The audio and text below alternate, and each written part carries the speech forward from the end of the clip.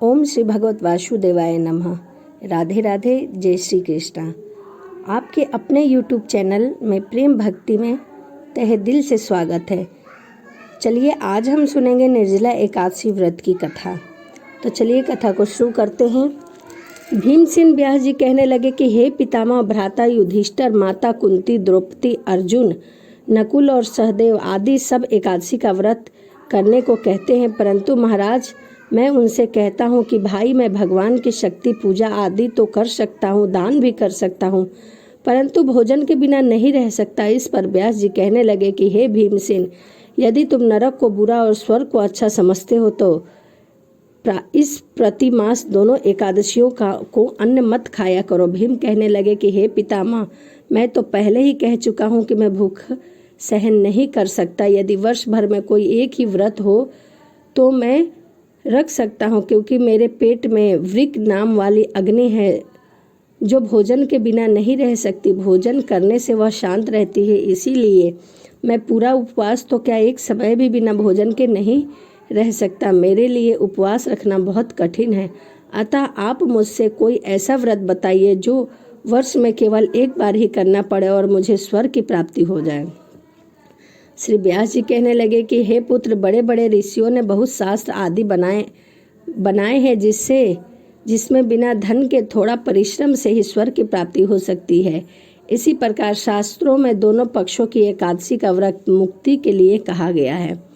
व्यास जी के वचन सुनकर भीमसेन नरक में जाने के नाम से भयभीत हुए और कांपकर कहने लगे कि अब क्या करूं, मास में 2 तो व्रत नहीं कर सकता, हाँ वर्ष में एक व्रत करने का प्रयत्न अवश्य कर सकता हूँ। अतः वर्ष में एक दिन व्रत करने से यदि मुझे मुक्ति मिल जाए तो कोई ऐसा व्रत बताइए। यह सुनकर व्यास जी कहने लगे कि हे वृषभ और मिथुन की संक्रांति के बीच ज्येष्ठ मास के शुक्ल पक्ष की जो एकादशी आती है, जिसका नाम निर्जला एकादशी है, तुम उस निर्जला एकादशी का व्रत करो।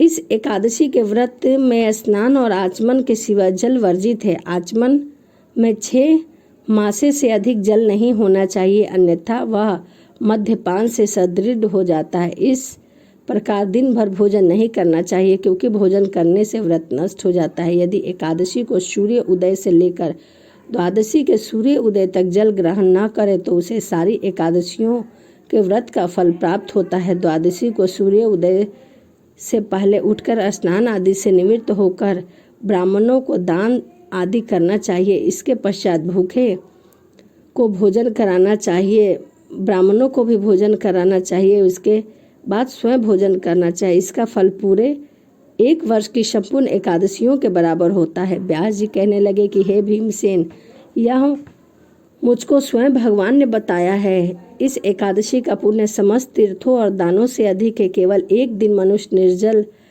रहने से पापों से मुक्त हो जाता है। जो मनुष्य निर्जला एकादशी का व्रत करते हैं उनकी मृत्यु के समय यमदूत आकर नहीं घेरते, वरना भगवान के पार्षद उसे पुष्पक विमान में बिठाकर स्वर्ग को ले जाते हैं। अतः संसार में सबसे श्रेष्ठ निर्जला एकादशी का व्रत है, इसीलिए यत्न के साथ इस व्रत को करना चाहिए।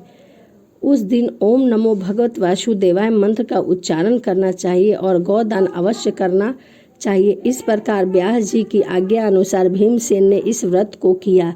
इसीलिए इस एकादशी को भीमसेनी या पांडव एकादशी भी कहते हैं। निर्जला व्रत करने से पूर्व भगवान से प्रार्थना करें कि हे भगवान, आज मैंने निर्जला व्रत रखा है, दूसरे दिन भोजन करूँगा या करूँगी। मैं इस दिन व्रत को श्रद्धापूर्वक करूँगा, अतः आपकी कृपा से मेरे सभी पाप नष्ट हो जाए। इस दिन जल से भरे हुए घड़े, वस्त्र और पंखा का दान स्वर्ण सहित दूंगा। जो मनुष्य इस व्रत को करते हैं उनको करोड़ों सोने के दान का फल मिलता है, और इस दिन यज्ञ आदि करते हैं उनका फल तो वर्णन ही नहीं किया जा सकता। इस एकादशी के व्रत में मनुष्य विष्णु लोक को प्राप्त होता है। जो मनुष्य इस दिन अन्न खाते हैं वो चंडाल के समान होते हैं, वे नरक में जाते हैं। जिसने निर्जला एकादशी का व्रत किया है वह चाहे ब्रह्म हत्यारा हो, मद्यपान करता हो, चोरी की हो या गुरु के साथ द्वेष किया हो, मगर इस व्रत के प्रभाव से स्वर्ग को जाता है। हे कुंती पुत्र, जो पुरुष या स्त्री श्रद्धापूर्वक इस व्रत को करती है